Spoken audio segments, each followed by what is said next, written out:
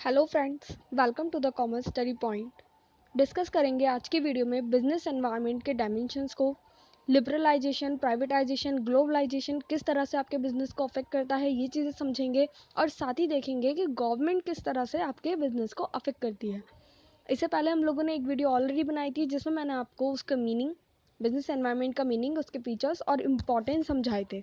तो इस वीडियो में हम लोग डायमेंशन से स्टार्ट करेंगे, मतलब बाकी का जितना भी चैप्टर रह गया था वो आपका इस वीडियो में कवर हो जाएगा। ओके, देखिए सबसे पहले डायमेंशंस देख लेते हैं बिजनेस एनवायरनमेंट के।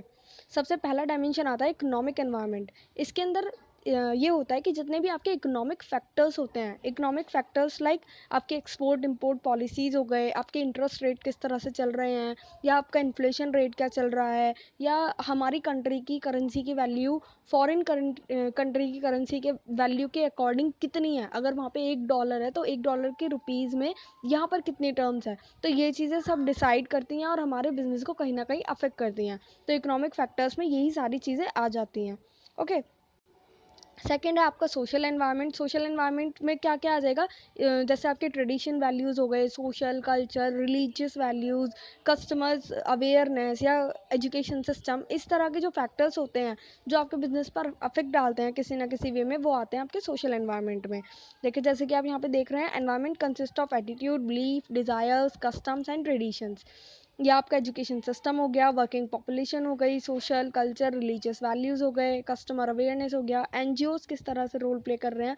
तो ये सब चीज़ें भी हमारे बिजनेस को अफेक्ट करती हैं, करते हैं या नहीं। तो ट्रेडिशंस में अगर हम देखें तो ट्रेडिशंस में आ गया कि मतलब जैसे फेस्टिवल्स आप देखते हैं कि कभी होली है, दिवाली है, तो सभी तरह के फेस्टिवल्स यहाँ पर बनाए जाते हैं और उस अकॉर्डिंगली लोगों की डिमांड चेंज होती है चीज़ों को लेकर।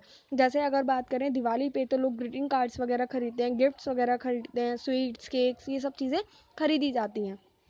तो डिमांड तुरंत चेंज हो जाती है कस्टमर्स की अकॉर्डिंग टू द फेस्टिवल, तो अकॉर्डिंग टू द ट्रेडिशंस। तो ये सारी चीज़ें हमारे बिजनेस को अफेक्ट करती हैं। ओके, फिर आता है टेक्नोलॉजी एनवायरनमेंट। टेक्नोलॉजिकल एनवायरनमेंट क्या होता है कि जैसे टेक्नोलॉजीज चेंज होती रहती हैं, तो टेक्नोलॉजी के चेंज होने की वजह से भी आपके बिजनेस पे कहीं ना कहीं अफेक्ट पड़ता है, फ़र्क पड़ता है। क्योंकि जैसे ही टेक्नोलॉजी चेंज हुई है तो आपको नए नए मैथड्स अपनाने पड़ते हैं, आप ट्रेडिशन मैथड पे वर्क नहीं कर सकते हैं, राइट। तो ये सब चीज़ें होती हैं। अगर आपके कॉम्पिटिटर्स हैं वो एडवांसमेंट टेक्नोलॉजी यूज़ कर रहे हैं तो वो चीज़ें आपको भी यूज़ करनी पड़ेंगी। वो नहीं भी कर रहे हैं तो भी आपको करनी ही पड़ेगी अपने बिजनेस को ग्रो करने के लिए। तो टेक्नोलॉजी भी हमारे बिजनेस को अफेक्ट करती है। आपने देखा होगा ट्रेडिशन टाइम पे बहुत ज़्यादा इनिशियल टाइम पे बैंक्स क्या करते थे, वो कोई कंप्यूटर्स वगैरह यूज़ नहीं करते थे। जब कंप्यूटर्स नहीं होते थे तो वो क्या करते थे, रजिस्टर वगैरह पे ही सारी चीज़ें नोट डाउन करते थे। बट जब से कंप्यूटर आ गया है तो उन्होंने क्या करा है, टेक्नोलॉजी को अपनाया और उस मेथड को छोड़कर एक नया मेथड भी अपनाया, जिसकी वजह से काम भी उनका क्या हो गया, ईजी हो गया, राइट। और सारी चीज़ें भी कितनी मैनेज करनी आसान हो गई। फिर आता है आपका पॉलिटिकल एनवायरनमेंट।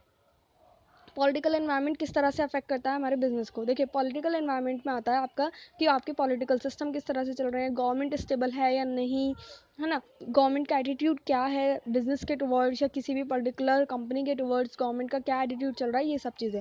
जैसे कि आप आज के टाइम में भी देख रहे हैं कि चाइना और इंडिया, इनके बीच में फ़ाइट चल रही है, जिसके अकॉर्डिंगली इंडिया के जो लोग हैं वो क्या डिमांड कर रहे हैं कि भाई चाइना की चीज़ें सारी बाइकआउट कर देनी चाहिए, चाइना के गुड्स को या चाइना के प्रोडक्ट को कोई भी इंडिया में यूज़ नहीं करेगा। तो कहीं ना कहीं ये इसके अंदर ही आ जाता है कि अकॉर्डिंगली आपको, मतलब अब गवर्नमेंट अगर इस चीज़ को अलाउ कर दे कि हाँ आज से चाइना की चीज़ें इंडिया में बंद है, गवर्नमेंट एकदम फिक्स ये डिसीजन ले ले, तो कहीं ना कहीं उन कंपनीज़ पे अफेक्ट पड़ेगा या नहीं जो चाइनीज़ प्रोडक्ट सेल आउट कर रही थी।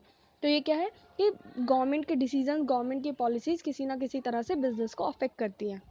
ओके, फिर आता है आपका लीगल एनवायरनमेंट। लीगल एनवायरनमेंट में क्या क्या होगा कि कॉन्स्टिट्यूशन के क्या प्रोविजंस है उस अकॉर्डिंगली, मतलब जैसे कि आप कोई भी हजार्डस गुड्स नहीं प्रोड्यूस कर सकते हैं, कोई भी हजार्डस गुड्स नहीं सेल कर सकते हैं, है ना। इस तरह के जो भी लॉज एंड पॉलिसीज़ हैं आप उनके अकॉर्डिंगली वर्क करेंगे, उनके अगेंस्ट जाके आप कोई भी वर्क नहीं कर सकते, अदरवाइज आपका बिजनेस नहीं चलता है। गवर्नमेंट पॉलिसीज़ हो गई, है ना। तो इसी तरह की जितनी भी पॉलिसीज़ होती हैं इन सबको फॉलो करना होता है। ये सारी किसके अंदर आती हैं, लीगल एनवायरनमेंट के अंदर, ठीक है। अब बात करेंगे लिबरलाइजेशन, प्राइवेटाइजेशन और ग्लोबलाइजेशन की एक एक करके। देखिए सबसे पहले जब बिजनेस 1991 से पहले की बात करें तो जो बिजनेस था वो ये देखा गया कि बिजनेस इतना अच्छे से नहीं चल रहा है जितने अच्छे से चलना चाहिए। तो 1991 को इसी चीज़ को ध्यान में रखते हुए कुछ पॉलिसीज़ लाई गई जो लिबरलाइजेशन है, प्राइवेटाइजेशन है और ग्लोबलाइजेशन है ना। लिबरलाइजेशन का मतलब क्या होता है लिबरलाइजेशन का मतलब होता है कि अननेसेसरी रेस्ट्रिक्शंस को, यानी कि बिना मतलब के रूल्स रेगुलेशंस को, रेस्ट्रिक्शंस को बिजनेस से हटा देना। जैसे कि अगर गवर्नमेंट मतलब कोई भी बिजनेसमैन कोई चीज़ इंपोर्ट कर रहा है, तो उस पर अगर गवर्नमेंट ज़्यादा से ज़्यादा रेस्ट्रिक्शंस लगा देगी, या इंपोर्ट पॉलिसीज़, कस्टम ड्यूटीज़, ये सब चीज़ें बहुत ज़्यादा लगा देगी, तो ये चीज़ हो ही नहीं पाएगी, कभी भी इंडिया का बिजनेस आगे ग्रो ही नहीं कर पाएगा। तो लिबरलाइजेशन के अकॉर्डिंग क्या था कि इन्हीं चीज़ों को रिमूव करना, कोई भी अननेसेसरी रेस्ट्रिक्शन या कोई भी गवर्नमेंट रेगुलेशन नहीं चलेगा बिजनेस के ऊपर। ओके, इसके अंदर क्या क्या काम किया गया? लाइसेंसेस को हटाया गया, मतलब जो भी लाइसेंसेस थे, जो लाइसेंस लगते थे, उन सबको अबॉलिश किया गया, ख़त्म किया गया इंडस्ट्रीज़ में से। ओके, फिर उसके बाद क्या हुआ कि जो भी बिजनेस है उसके स्केल को, मतलब कोई अपना बिजनेस किसी भी लेवल तक ग्रो कर सकता है, इस चीज़ की पूरी फ्रीडम दी गई। कोई भी किसी के ऊपर लिमिट नहीं थी कि उसको इतना ग्रो नहीं करना है, तो सबकी अपनी चॉइस से इस चीज़ से बिल्कुल फ्रीडम दी गई थी, लोग अपने अकॉर्डिंगली अपने बिजनेस का स्केल ग्रो कर सकते थे। सारे रेस्ट्रिक्शंस को हटाया गया। कोई भी आप गुड्स एंड सर्विसेज को एक कंट्री से दूसरे कंट्रीज़ में ले जाएंगे तो उसके ऊपर से सारे रेस्ट्रिक्शंस को रिमूव किया गया था। 1991 की ये बात चल रही है जिस टाइम ये पॉलिसीज़ आई थी। ओके, और साथ ही साथ क्या किया गया कि जो प्राइस हैं गुड्स एंड सर्विसेज के, वो फिक्स करने की फ्रीडम दी गई थी। अब गवर्नमेंट नहीं कर सकती थी फिक्स, जो उसको सेल आउट कर रहा है उसकी चॉइस थी कि वो उसको किस प्राइस पे सेल आउट करना चाहता है। ओके, सारे टैक्स रेट वगैरह को रिड्यूस किया गया, जितने थे उससे कहीं ना कहीं हटा के कम किया गया, ताकि जो इजीली फ्लो हो सके गुड्स एंड सर्विसेज का एक कंट्री से दूसरी कंट्री में। ओके, और जो इम्पोर्ट एंड एक्सपोर्ट है, इसके प्रोसीजर को काफ़ी इजी बनाया गया, मतलब ज़्यादा इसमें अगर हम बात करें तो पेपर वर्क को थोड़ा सा ख़त्म किया गया है, ज़्यादा एकदम से रेस्ट्रिक्शंस नहीं लगाए गए, हर चीज़ से कहीं ना कहीं रेस्ट्रिक्शन मिटाया गया, ताकि जो बिज़नेस है वो एक कंट्री पे सीमित ना रह जाए, वो ग्रो करे डिफरेंट कंट्रीज तक। ओके, फॉरेन कैपिटल को भी अट्रैक्ट करने की कोशिश की गई थी लिबरलाइजेशन के अकॉर्डिंग।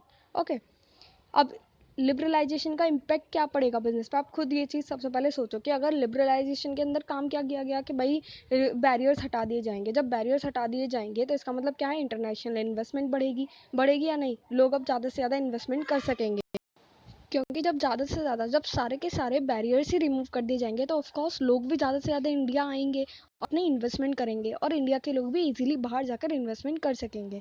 ओके, सेकंड है अनरेस्ट्रिक्ट फ्लो ऑफ कैपिटल। जब लोग ज़्यादा से ज़्यादा इन्वेस्टमेंट करेंगे, दूसरी कंट्रीज़ में जाएंगे, अपनी चीज़ों को सेल आउट करेंगे, एक्सपोर्ट करेंगे, इम्पोर्ट करेंगे, तो ईजिली कैपिटल भी फ्लो होगी। होगी या नहीं? हम अगर बाहर जा रहे हैं तो हम अपनी कैपिटल को दूसरी कंट्री में लेकर जाएंगे, या दूसरे लोग भी अपनी कैपिटल को हमारी कंट्री में ला सकेंगे। तो इस अकॉर्डिंगली क्या हुआ कि इंडिया को भी फॉरेन कैपिटल मिल सकी। मिली या नहीं? है ना?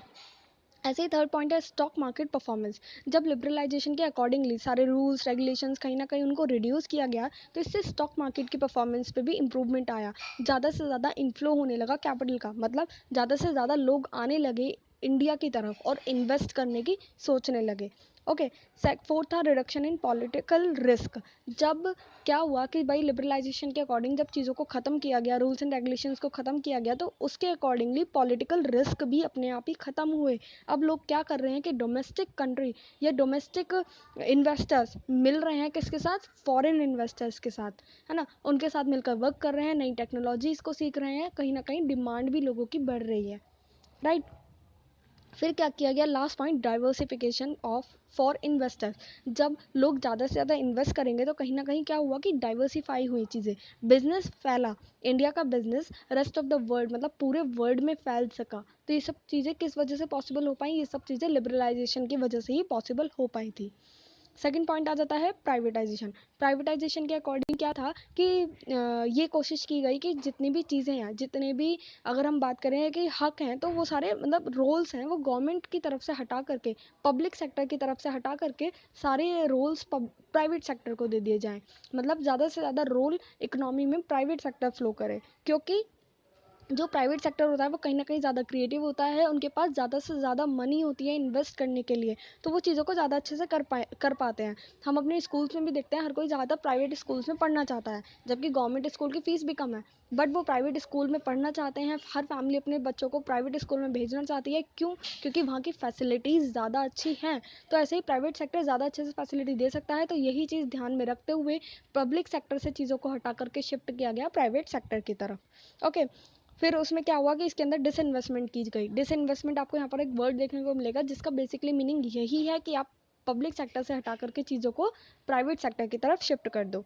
फिर आया ग्लोबलाइजेशन। ग्लोबलाइजेशन के अकॉर्डिंग क्या किया गया कि इंटीग्रेट की गई, अपने इकोनॉमी को इंटीग्रेट किया गया वर्ल्ड के साथ, है ना। To integrate the Indian economy with the world economy, मतलब अपनी इंडियन इकोनॉमी को वर्ल्ड इकोनॉमी के साथ इंटीग्रेट किया गया, मिलाया गया, जिसके अकॉर्डिंग क्या हुआ, जब इंडियन इकोनॉमी वर्ल्ड इकोनॉमी के साथ मिलेगी तो नई नई टेक्नोलॉजी मिलेंगी, नए नए चेंजेस देखने को मिलेंगे, इन्वेस्टर्स मिलेंगे, लोगों की डिमांड चेंज होगी और इंडिया का ग्रोथ होगा, होगा या नहीं। अब देख लेते हैं impact of government policy changes on business and industry. मतलब जब गवर्नमेंट ने अपनी पॉलिसीज़ को चेंज किया तो उस अकॉर्डिंगली बिजनेस पे क्या फ़र्क पड़ा या इंडस्ट्रीज़ पे क्या फ़र्क पड़ा। देखिए, जब गवर्नमेंट ने अपने रूल्स एंड रेगुलेशंस को कहीं ना कहीं चेंज किया तो इंडिया में कंपटीशन भी बढ़ा। अब फॉरेन इन्वेस्टर्स आके भी इंडिया में इन्वेस्ट कर रहे थे, अपने बिजनेस को सेटअप कर रहे थे, या यहाँ के लोग भी बाहर जाकर कर रहे थे। कहीं ना कहीं आपका कंपटीशन क्या हुआ, इंक्रीज होता चला गया, है ना। मोर डिमांडिंग कस्टमर्स, जब नई नई टेक्नोलॉजीज आई, नए नए चेंजेस आए तो कस्टमर्स की डिमांड भी चेंज हुई। अब लोगों को और अच्छा सामान चाहिए था और अच्छी चीज़ें लोगों को चाहिए थी, टेक्नोलॉजीज भी चाहिए थी। जैसे कि आप देख सकते हैं पहले कंप्यूटर ही चलते थे, बट अब लोग ज़्यादा से ज़्यादा क्या खरीदते हैं, लैपटॉप। तो टेक्नोलॉजी के चेंज होने के अकॉर्डिंगली ही कस्टमर्स की डिमांड भी चेंज हुई। फिर आता है रैपिडली चेंजिंग टेक्नोलॉजिकल एनवायरनमेंट। जब इंडियन इकोनॉमी को वर्ल्ड इकोनॉमी के साथ इंटीग्रेट किया गया तो उसका फ़ायदा क्या हुआ कि जो हमारे टेक्नोलॉजी थी वो भी तुरंत चेंज होने लगी, रैपिडली चेंज होने लगी। अगर आप देखेंगे तो लगभग हर महीने या हर 2 महीने में आपको एक नई चीज़ देखने को मिल जाती है, मिलती है या नहीं मिलती है, या हर एक साल आप देखते हैं तो कहीं ना कहीं एक नई टेक्नोलॉजी आपके सामने आ जाती है। तो यही चीज़ यहाँ पर भी हुई, है ना। फिर आती है नेसेसिटी फॉर चेंजेस। ये जो चीज़ें अपनाई गई, लिबरलाइजेशन, प्राइवेटाइजेशन, ग्लोबलाइजेशन, ये क्यों अपनाई गई, ये इसलिए तो अपनाई गई ताकि चेंज आ सके। तो गवर्नमेंट ने अपनी पॉलिसीज चेंज की, उसके वजह से क्या हुआ, इंडिया में चेंज आया। इंडिया के लोग बाहर जा सकते हैं, बाहर के लोग इंडिया में ईजिली आ सकते हैं, कहीं भी कोई रेस्ट्रिक्शन नहीं रह गया था। Need for developing human resources. क्या हुआ कि भाई जब कंपटीशन बढ़ा तो अब लोगों को ज़रूरत थी कि जो हमारे वर्कर्स है, जो हमारा स्टाफ है, वो भी ट्रेंड होना चाहिए। तो उस फील्ड में भी कहीं ना कहीं कंपटीशन बढ़ने लगा, स्टाफ फील्ड में भी, और लोगों को ज़्यादा ट्रेंड होने की, लोगों को अपनी नॉलेज को अपडेट करते रहने की ज़रूरत पड़ गई। तो ये चीज़ें भी कहीं ना कहीं एक पॉजिटिव साइन था हमारे इंडिया की ग्रोथ के टुवर्ड्स, राइट। फिर लास्ट पॉइंट आता है मार्केट ओरिएंटेशन। मार्केट ओरिएंटेशन भी कहीं ना कहीं बदला। किस तरह से, लोग पहले सोचते थे कि भाई अपना प्रोडक्ट अच्छा होना चाहिए, मतलब लोग पहले क्या करते थे, केवल प्रोडक्ट ओरिएंटेड अप्रोच लेकर चलते थे कि किसी भी तरह से अपने प्रोडक्ट को अच्छा बनाओ। 1991 से पहले की बात है ये। लेकिन जब कंट्री में लिबरलाइजेशन आया, प्राइवेटाइजेशन आया, ग्लोबलाइजेशन आया, मतलब जब गवर्नमेंट ने अपनी इन पॉलिसीज़ को चेंज किया तो उस अकॉर्डिंगली लोगों का एटीट्यूड भी चेंज हुआ। अब वो प्रोडक्ट ओरिएंटेड नहीं रहे, अब वो बन गए मार्केट ओरिएंटेड। वो इस चीज़ का ध्यान करने लगे अब कि मार्केट को क्या चाहिए।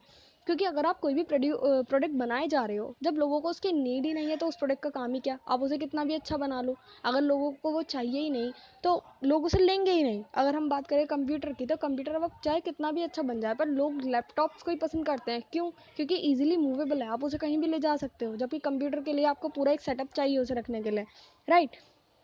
तो अब लोग क्या करने लगे कि मार्केट ओरिएंटेशन के अकॉर्डिंग चलने लगे, मार्केट डिमांड के अकॉर्डिंग चीज़ों को देखने लगे। तो बस यही थी आज की वीडियो जिसमें मैंने आपको सारी चीज़ें समझा दी थी। ये लास्ट पॉइंट रह गया है, आप इसको और देख लेना, ठीक है।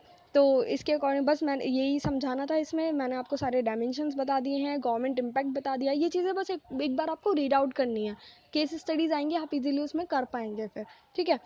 और तो ये पूरा चैप्टर कंप्लीट हो गया है। कहीं भी आपको कोई भी प्रॉब्लम आए तो आप लोग मुझे कमेंट सेक्शन में पूछ लेना, अदरवाइज़ इंस्टाग्राम पे मैसेज करके पूछ लेना, मैं आपको वहाँ बता दूँगी। इंस्टाग्राम का लिंक आपको इसी चैनल के अबाउट सेक्शन में जाके मिल जाएगा, आप लोग वहाँ से मुझे वहाँ पे ज्वाइन कर सकते हैं। वीडियो आप लोगों को पसंद आई हो, थोड़ा भी कुछ समझ आया तो वीडियो को लाइक एंड शेयर ज़रूर करें। अगर आपको कहीं पे भी थोड़ी सी कोई प्रॉब्लम लगी हो या कुछ मुझे चेंज करने की ज़रूरत है तो मुझे अपने सजेशंस कमेंट सेक्शन में ज़रूर दें। Thank you friends, thank you for watching.